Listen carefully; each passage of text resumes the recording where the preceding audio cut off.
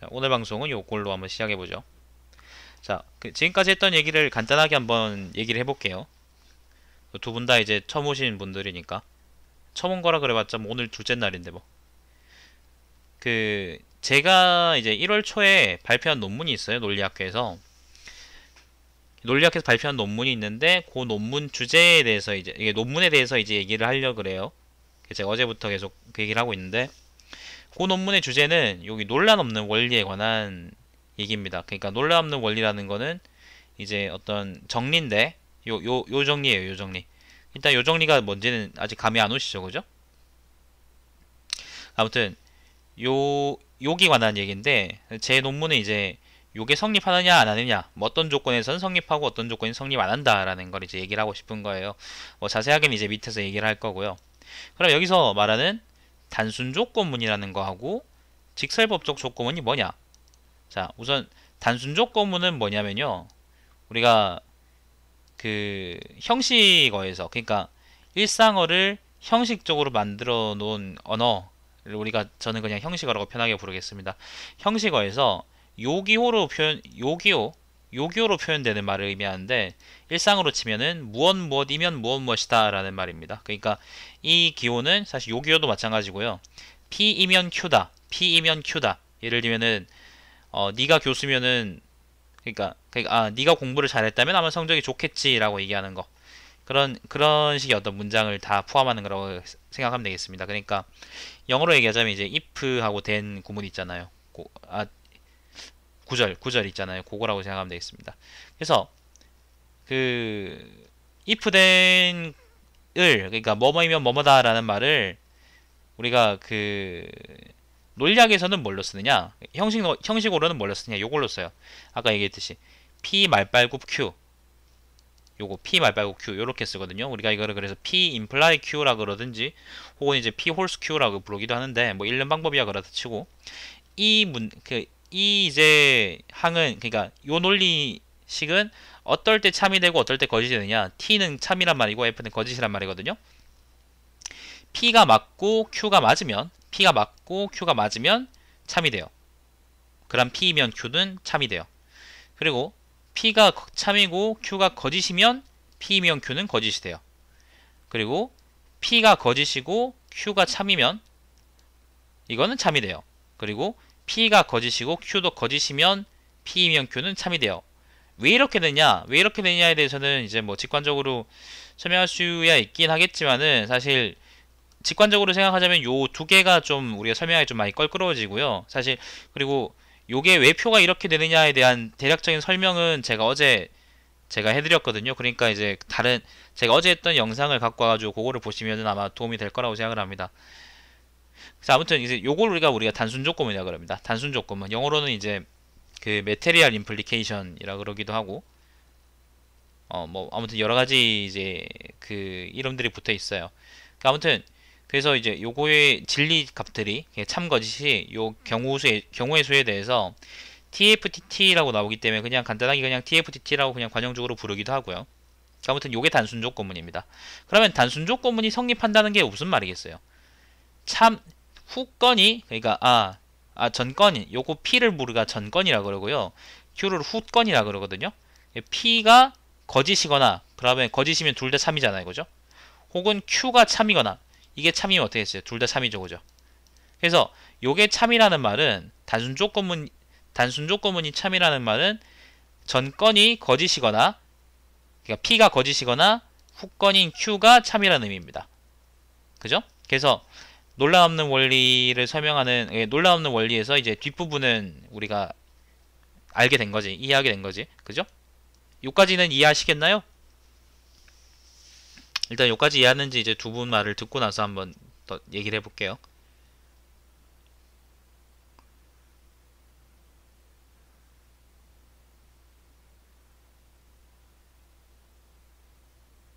배우신 거라고요?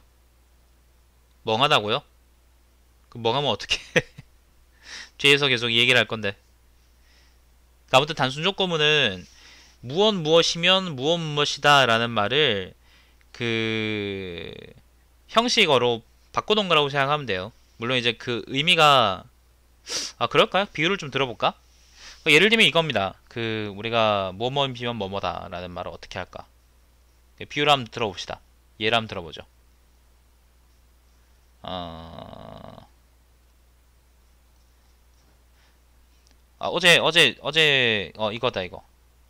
이거다, 이거.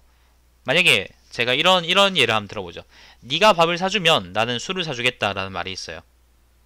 그럼 우리가 네가 밥을 사준다라는 말을 우리가 P로 두고요. 나는 술을 사준다라는 말을 Q라고 해봅시다. 그러면 이 문장이 맞으려고 그러면 어떻게 되겠어요? 네가 밥을 사주고 그리고 내가 술을 사주면 맞는 말이겠죠. 그죠? 그게 여기 아까 요거는 이제 기호가 화살표인데 뭐 똑같은 거라고 생각하시면 됩니다. 여기서는 P가 참이고 Q가 참이면은 P이면 Q도 참이겠죠. 밥을 사주고 술을 사주면 이게 말이 맞는 거잖아. 그죠? 근데 만약에 밥을 사줬는데 술을 안 사줬어요. 밥을 사줬는데 술을 사준 건 아니야. 그러면 이거는 거짓이 되겠죠. 그죠? 요 밑에 두 가지 예는 근데 그럼 만약에 이 경우에 대해서 밥을 사주지 않으면 어떻게 될까? 밥을 사주면 술 사주겠다 그러는데 밥을 만약에 안 사줬으면 어떻게 될까? 요건 이제 Q가 뭐가 되든 상관없이 우리가 T라고 얘기를 하는데 요거는 이제 우리가 요렇게 이제 판단할 수 없다는 경우가 있습니다. 이거는 이제 P하고 Q 중에 앞에 거하고 뒤에 거 중에 어느 거에서 우리가 출발하느냐에 대한 문제거든요. 요거는 지금 우리가 얘기하려는 얘기하고는 좀 많이 벗어나는 얘기이기 때문에 그냥 TFDT라는 것만 우리가 그냥 받아들이고 지나가는 게 제일 좋다고 생각합니다. 그래서 사실 우리가 위에 두 줄은 쉽게 받아들일 수 있잖아요. 그죠? 위에 두 줄은 쉽게 받아들일 수 있으니까 아마 이것만 보시고 하면 될 거예요. 아무튼 단순 조건문은 TFTT다. 네, 그냥 그렇다고 외운 것 같아요. 보통 그래요. 보통 이제 밑에 요 두 줄은 P가 거짓일 경우는 그냥 외우고 지나가거나 사실 논리학 교재에서도 대충 그냥 설명하고 지나가거든요. 근데 실제로는 좀 할 얘기가 좀 많아요. 사실 제가 석사 들어오고 나서 가장 처음 썼던 논문이 이제 요거에 관한 논문이었는데 요거는 나중에 이제 따로 시간을 내가지고 한번 방송을 해보도록 하겠습니다. 아무튼 이번에 제가 할 주제에서는 좀 벗어나긴 해요. 그래서 일단 요거는 논외로 하고 일단 여기까지는 그러면 괜찮나요? 루크씨는 괜찮나요? 지금 제가 더 설명을 해드릴까요? 그러니까 그냥 단순 조건문은 무엇 무엇이면 무엇 무엇이다 예요. 무엇 무엇이면 무엇 무엇이다. 네, 알겠습니다. 괜찮다 하시면 자 그러면은 자 놀라움는 원리에서 요거는 이제 우리가 안단 말이에요. 단순 조건문이 성립한다는 거는 전건이 거짓이거나 후건이 참입니다. 예, 맞아요. 수학에서도 배웁니다. 수학에서도 저거는 되게 중요하거든요. 수학에서 갖다 쓰는 거니까 논리학자들이 만들어 놓은 거를 뭐 옛날에는 이제 그 사람들이었지만 자 아무튼 그럼 요 뒤에 부분은 우리가 됐어요. 앞부분은 뭘까? 직설법적 조건문이란 게 뭘까? 자 우리가 얘기를 좀 해봐야 되는데 언어에는 우리가 사용한 언어에는 이제 뭐 크게 나누자면 두 가지로 나눌 수 있거든요. 우리가 일상적으로 지금 쓰는 말들이 있죠, 그죠? 일상적으로 지금 제가 말하고 있는 것들. 그냥 이건 우리가 일상적인 말이잖아요. 뭐 좀 학술 용어들이 섞여 있긴 하지만 어쨌건 일상적인 말이라는 거지. 그냥 우리가 실생활에 쓰는 말이거든요. 근데 그거를 논리학자들이나 그러니까 수학하는 사람들 그런 사람들이 다루기 편하게 하려고 혹은 이제 그걸 단순화시켜가지고 기호로 만들었습니다. 그래서 예를 들면 이거는 P 또는 Q, 이거는 P 그리고 Q, P and Q죠. 이건 P or Q고, 그리고 이거 두 개는 P이면 Q. 이런 식으로 이제 그런 일상적인 문장들의 어떤 형태들을 기호로 만들었어요. 그죠? 그래서 예를 들면은 밥이나 된장을 먹을래 라는 말은 밥을 먹는다 또는 된장을 먹는다 라는 말이니까 밥이나 된장을 먹을래 라는 말은 P or Q라고 이제 우리가 형식화해서 쓸 수 있다는 거죠. 그죠? 그래서 우리가 얘기하는 보통 언어에는 일상어하고 형식어의 두 가지가 있어요. 그죠? 그런데 무엇 무엇이면 무엇 무엇이다 라는 말이 있잖아. 그죠? 그 말은 우리가 기호로는 이렇게 쓰긴 하지만은 일상어로도 우리가 무엇 무엇이면 무엇 무엇이다 라는 말을 쓰긴 하잖아. 그죠? 쓰잖아요, 당연히. 뭐 예를 들면은 뭐 네가 아까 예를 들었던 이제 네가 공부 잘하면은 공부 열심히 하면 이제 성적을 잘 받을 거다. 성적을 잘 받게 될 거다라는 말이 이제 예를 들면 그런 대표적인 이제 직설법 대표적인 이제 그런 무엇이면 무엇이다라는 말인데 그런 문장들을 총체적으로 이제 우리가 조건문이라 그래요. 조건문. P란 조건 아래에서 이제 우리가 Q를 판단하는 거잖아요. 그래서 우리가 그걸 조건문이라 그러는데 일상어에서의 조건문은 두 가지 종류가 있어요. 일상어에서의 조건문은 두 가지 종류가 있어요. 그게 하나는 직설법적 조건문이고요. 하나는 가정법적 조건문이거든요. 그러면은 도대체 그 두 가지 조건문은 뭐냐? 직설법적 조건문은 이제 둘 다 이제 if하고 then을 쓰긴 하지만은 그 직설법하고 가정법을 나누는 기준은 우리가 영문법에 찾아볼 수 있거든요. 한국어에서는 이제 일단 제가 생각하기에는 특별한 일단 지표는 없는 것 같고 영어에서는 if p then q라는 문이 있으면은 p하고 q 부분에 각각 뭐 과거 분산이 아니면 현재 동산이 뭐 아니면 무슨 분산이 이런 시제 변화들이 일어나면서 우리가 가정법이라 그러기도 하고 직설법이라 그러기도 하잖아요. 그죠? 그걸 얘기하는 겁니다. 그래서 그러면은 그 두 개가 그냥 단순하게 문법적인 차이만 있느냐? 그 문법적인 차이 있는 건 아니에요. 실질적인 의미에도 차이가 있어요. 가정법은 앞에 P, 그러니까 전건이죠. 요 전건이 절대 일어나지 않을 일이거나 혹은 옛날에 일어났던 사건이 아닌 걸 의미해요. 그러니까 예를 들면은 이거지. 경술국치는 일어났잖아. 근데 만약에 경술국치가 일어나지 않았더라면, 없었더라면 이라고 얘기하는 거는 P가 옛날에 일어난 일이 아니라면 이라고 하자는 거지. 이걸 우리 가정법이라 그래요. 혹은 P가 절대 일어나지 않은 일은 어떤 게 있을까? 저는 남자니까 내가 여자라면 이라고 얘기한다면 이건 절대 일어날 수 없는 일이겠죠. 그죠? 그래서 이것도 하나의 가정법이 됩니다. 그런데 직설법은 그러면 뭐냐? 직설법은 뭐겠어요? 그냥 우리가 평소 가정법 외에 나머지라고 생각하시면 돼요. 편하게. 물론 좀 세부적인 어떤 다른 분류 기준들은 있을 수 있지만은 대체로 나머지 문장들입니다. 예를 들면은 만약에 이따가 배가 고프면 나가서 뭐 좀 사 먹자라고 얘기하면 그건 직설법이에요. 왜냐면은 요 앞에 전건이 우리가 아까 얘기한 절대 일어나지 않을 일이라거나 혹은 옛날에 이미 일어난 사건에 대한 부정이 아니잖아요. 그죠? 이따가 배가 고프면 나가서 뭐 좀 사 먹자 그러는 거는 가정법이 아니지. 그래서 우리가 직설법이라 그러는 거예요. 뭐 다른 예를 들면 제가 석사학위를 딴다면 공익 가야겠네 라는 말은 석사학위를 딴다는 게 절대 일어나지 않을 일도 아니고 혹은 이래서 안 되겠지. 혹은 이미 옛날에 제가 석사를 딴 것도 아니죠. 그죠? 그렇기 때문에 따지 않은 것도 아니죠. 그죠? 그래서 요것도 직설법이 됩니다. 네가 밥 사주면 난 술 사줄게 라는 말도 직설법이겠죠. 당연히. 그죠? 자, 그래서 이런 식으로 직설법하고 가정법을 나눕니다. 요거는 가정법적 조건문이에요. 그리고 요거는 직설법적 조건문이죠. 자, 그러면 이제 직설법적 조건문하고 가정법 조건문 둘 다 알았죠. 그죠? 그러면 이제 놀라움의 원리에 대해서 좀 전체적으로 볼 수 있게 됩니다. 놀라움의 원리는 직설법적 조건문이 성립하면 단순 조건문도 성립한다는 건데 직설법적 조건문으로 맞으면 그 말이 맞으면 예를 들어 볼게요. 자, 아까 예를 들었던 네가 술 사주면 나는 밥 사준다 라는 말이 있다면은 이거 교수님이 잘 드신 예인데 우리 지도 교수님이 아무튼 요런 말이 있다면은 직설법적 조건문으로 이게 만약에 말이 맞다고 쳐요. 그러니까 네가 술 사주면 나는 밥 사준다라고 제가 말을 했어요. 그게 직설법적 조건문의 관점에서 이게 맞다고 쳐요. 맞는 말이에요. 만약에 이게 어떨 때 맞느냐에 대해서는 제가 이제 직접 얘기를 안 했지만은 맞다고 쳐요. 그러면은 단순 조건문으로도 이게 맞는 말이라는 거예요. 단순 조건문은 아까 뭐였어요? 전건이 거짓이든지 후건이 참이면 된다 그랬지.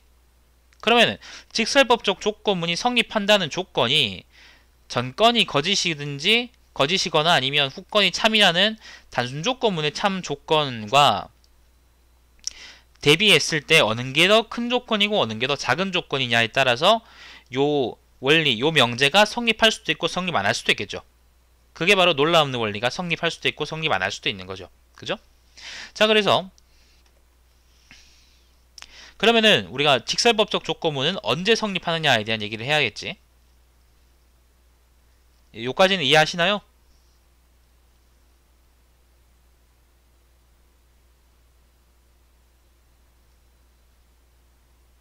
네, 그러면은 직설법적 조건문이 성립하려 그러면은 그냥 우리가 하나 예를 들어 봅시다. 밥 사주면 술 사줄게. 밥을 사주면 술을 사준다는 말이 맞으려고 그러면 어떻게 되겠어요? 우리가 직관적으로 생각을 할 때 밥을 사준다는 사건이 실제로 일어나야 되지. 그리고 술을 사준다는 사건이 실제로 일어나야 돼요. 그죠? 물론 네가 밥 사준다는 사건이 일어나야 되고 내가 술 사준다는 사건이 일어나야 되는데 중요한 거는 이 문장이 밥을 사주는 것하고 술을 사주는 게 서로 아무런 관련이 없으면은 우리가 이 문장을 얘기하는 의미가 없다는 거예요. 그래서 세 번째 조건이 하나 더 필요해요. Q가 일어나려 그러면 P하고 연관해서 일어나야 돼요. 그러니까 개연성이든 인과성이든 그게 있어야 된다는 거지. 만약에 인과성이 없이 만약에 이 두 사건이 일어난다면 우리가 이거를 밥 사주면 술 사준다는 말을 우리가 할 수가 없겠죠. 그냥 밥 사주고 난 다음에 술을 얻어먹었다 뭐 그렇게 얘기를 하겠지. 그래서 제가 지금 많은 얘기를 생략하고 있긴 한데 일단 그냥 이제 어제 했던 얘기니까 간단하게 얘기하자면은 직설법적 조건문은 요 세 가지 조건들이 일어나야 돼요. 그냥 만족해야 돼요. 그러니까 전건이 실제로 일어나야 되고요. 그리고 후건이 일어나야 되고 후건은 전건하고 연관이 있어야 돼요. 서로 개연성이든 인과성이든 뭔가 있어야 된다는 거지. 자, 근데 우리가 생각해보니까 이런 형태의 직설법적 조건문만 있는 건 아니라는 거지. 이런 형태도 있습니다. 예를 들면은 양파가 고양이라면 양파는 동물일 것이다 라는 조건은 어떤 거냐면은 양파가 고양이라는 거는 우리가 실제로 일어나야 되는 거죠. 그죠? 요 말이 맞으려 그러면은 근데 만약에 P가 맞으면 어떻게 돼요? P가 맞으면은 Q는 항상 맞죠. 왜냐면은 양파가 고양이라는 말하고 동물이라는 말은 서로 고양이가 동물에 포함되잖아. 그지? 고양이 동물이 포함되기 때문에 그 P가 실제로 일어난다면은 Q는 자동적으로 우리가 참일 수밖에 없어요. 그죠? 우리가 이걸 분석적이라 그럽니다. 그 철학 쪽 용어로 얘기하자면은. 그렇기 때문에 이런 형태의 직설법적 조건문이 성립하려 그러면은 먼저 전건이 실제로 맞는 말인지가 확인돼야 돼요. 그리고 이게 확인된다면은 P하고 Q가 필연적인 관계에 있으면 그러니까 이거 두 개 사이가 뭐 연역 추론이라든지 아니면은 항상 성립하는 추론이라든지 그런 형태의 어떤 구조라는 거를 밝혀야 돼요. 그 두 가지만 성립하면 어떻게 돼요? 당연히 요 말은 자명하게 성립하게 되겠죠. 그죠? 그래서 직설법적 조건문은 크게 종합적인 것하고 그 다음에 분석적인 걸로 나눌 수가 있는데 편의상 그 각각은 이런 식으로 우리가 성립 기준을 나눌 수 있다는 겁니다. 얘기할 수 있다는 거예요. 자, 그 다음에 가정법적 조건은 뭐냐? 아까 제가 이제 전건이 거짓이거나 혹은 전건이 절대 참일 수 없거나 혹은 전건이 옛날에 일어난 사건에 대한 이제 어떤 부정인 의견이라고 했잖아요. 그죠? 그런 형태인 우리가 조건문을 우리가 가정법적 조건문이라고 그러는데 그럼 예를 들면은 요런 가정법적 조건문은 직설법적 조건문처럼 우리가 맞고 틀리다는 얘기를 우리가 할 수 있을 거 아니야. 가정법적 조건문은 그러면은 언제 맞고 언제 틀린 말일까? 예를 들면은 황서영이 프랑스에게 조선국에 타지 않았다면 요 예를 한번 들어봅시다. 황서영 백서 사건이 없었다면 순조가 전적을 박해하지 않았을 거야 라는 예문인데 황서영 백서 사건은 실제 일어난 사건이죠. 그죠? 일어난 사건이기 때문에 이 정권은 실제 역사적인 사건에 대한 반례가 돼요. 그러니까 이제 반대가 돼요. 부정이 되죠. 그죠? 이거는 전형적인 가정법적 조건문이 되는데 만약에 우리가 그러니까 어쨌든 황서영 사건이 일어난 거니까 황서영 사건이 일어나지 않았다고 한다면은 뒤에 말이 맞다는 걸 우리가 확인할 수 있는 방법이 있을까? 예를 들면 아까 요 예에서 배가 고프면은 나가서 뭐 좀 사 먹자라는 말이 맞으려 그러면은 요것도 맞고 요것도 맞아야 되잖아요. 그죠? 근데 요것도 맞고 요것도 맞는다 그러는 거는 그 루크 씨가 계속 이제 기다려가지고 새벽에 제가 배가 고플 때까지 기다린 다음에 제가 나가서 뭐 좀 사 먹는 걸 확인해야지 요게 맞는 거겠죠. 그죠? 그죠? 그런데 이거는 우리가 어떻게 됐어요? 황서영 백서 사건이 일어나지 않았기 때문에 일어난 거기 때문에 일어나지 않았을 경우에 대해서 우리가 생각할 수가 없다고. 그러니까 그걸 우리가 기다리거나 해서 그게 참이라는 것을 확인할 수가 없습니다. 그렇기 때문에 우리가 이 말에 대해서 분석하려고 그러면은 추론이 정당한지에 대해서 얘기할 수밖에 없어요. 직관적으로 생각할 때 그래요. 그러니까 예를 들면은 변수들이 많겠죠. 여론이라든지 아니면 함대 동향이라든지 본국 사정, 내부 사정, 가톨릭교 동향 아니면 가톨릭 신자들이 어떻게 생각했는지 등등이 모두 다 합쳐져 가지고 뭐 등등 요거 말고도 여러 가지 요인들이 있겠지. 엄청 많겠죠. 그러니까 이런 것들을 모두 다 합쳐가지고 황새영 백사건이 안 일어났다면 아마도 순조 때의 어떤 그 큰 막해들이 없었을 거다라는 결론을 이끌어내야 되는 거죠. 그리고 그게 말이 돼야 되는 거고 다른 사람들이 설득할 수 있어야 되는 거지. 그죠? 그걸 우리가 그래서 가정법적 족고문이 맞으려 그러면은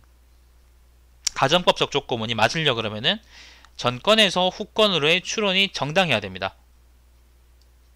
그게 다예요. 사실 다른 조건이 특별하게 필요하진 않아요.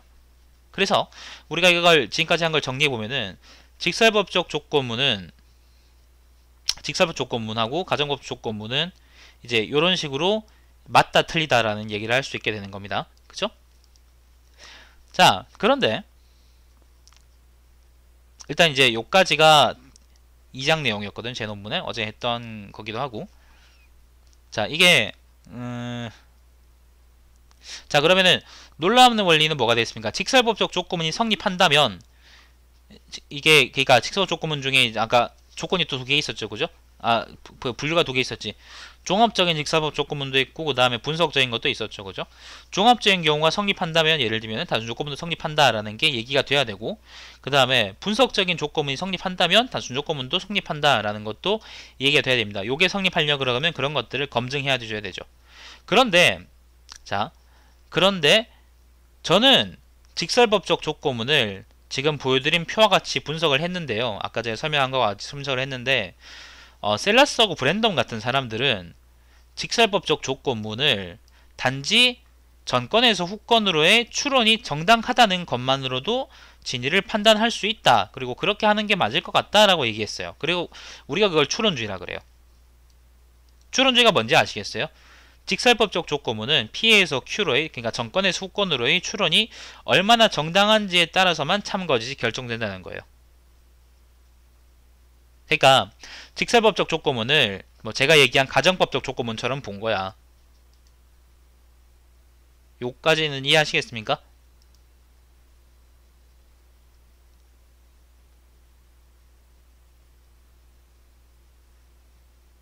잘 이해 안 되세요?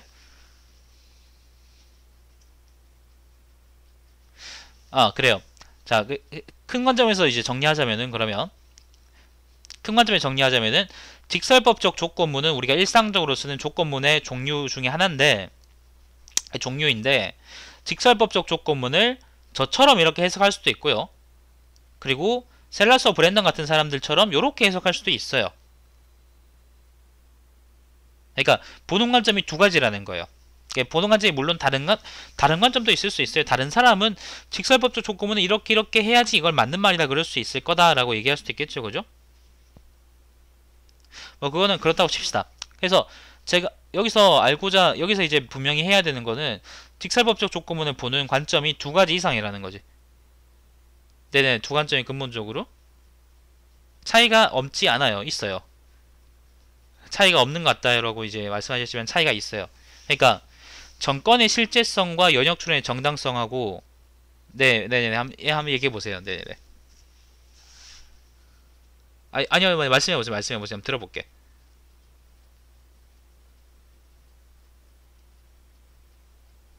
네.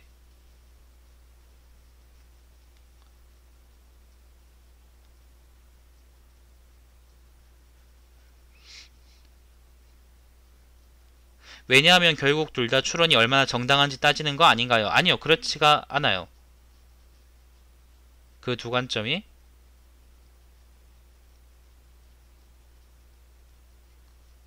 아니요. 정당에 대한 정의가 다른 건 아닌데 정당하다는 거는 이제 우리가 좀 이견이 있을 수 있겠지만은 그 정당하다는 거면 그냥 같다고 치고요.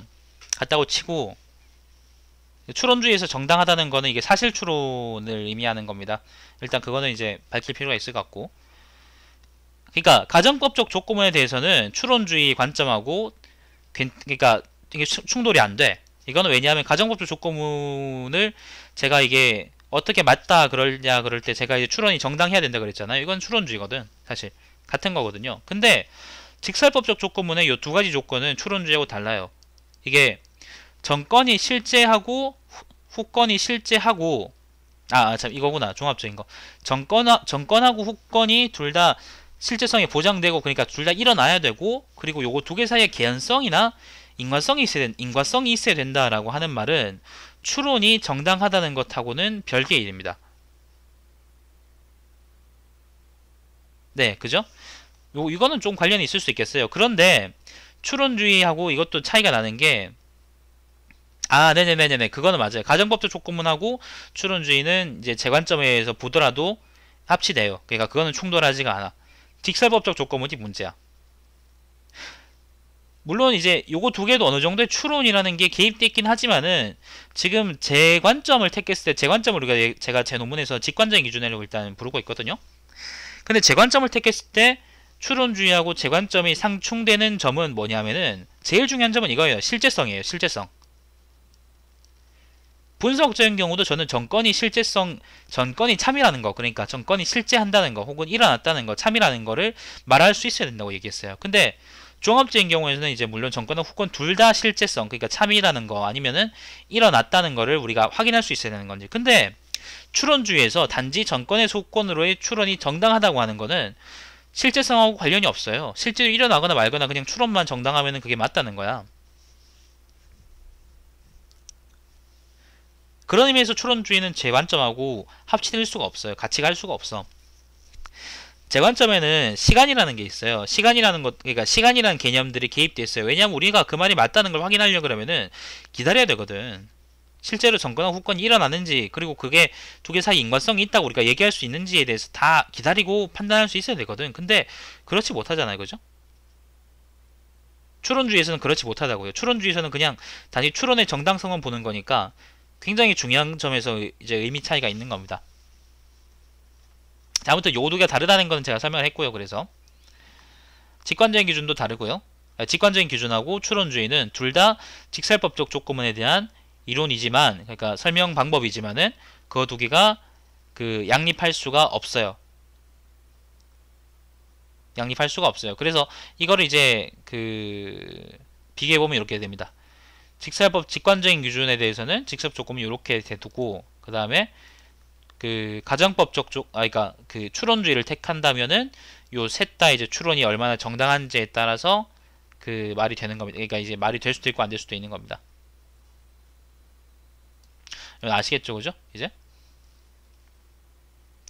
자, 그러면은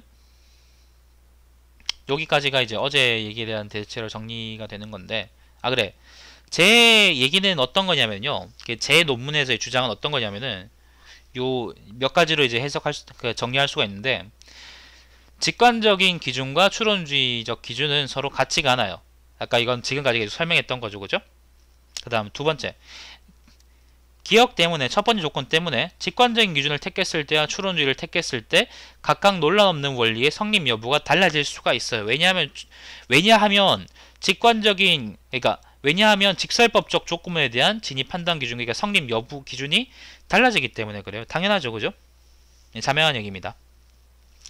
디귿, 니은 때문에, 두 번째 조건 때문에 논란 없는 원리의 성립 여부는 절대적인 것이 아니게 됩니다. 이게 반드시 성립하는 게 아니에요. 직설법적 조건문은 어떻게 보느냐에 따라서 성립할 수도 있고 성립 안 할 수 있게 되는 거예요. 절대적인 것이 아니라 직설법 조건문은 어떻게 설명에 따라 성립할 수도 있고 그렇지 않을 수도 있다. 이게 사실 이제 제 논문에서 가장 핵심적인 얘기고요. 리을, 기억 니은 득에서 주나요? 논란 없는 원리 자체에 대해 탐구하는 것보다 직설법적 조건문을 어떻게 설명하는 것이 가장 합리적이고 가장 직관적인 방법인지에 대해 탐구하는 것이 좀 더 나은 연구 방향일 수도 있을 것 같다라는 거는 뭐 사실 연구 자체는 아니지, 그냥 이제 디귿에서 나온 결과일 뿐이고. 자, 그래서 요 네 가지가 제 논문에서 얘기하고 싶은 어떤 주제들입니다. 우리가 양파 여기 있나? 자, 그럼 이제 여기까지가 제가 어제 했던 얘기들이고요. 일단 요 영상 끊을게요.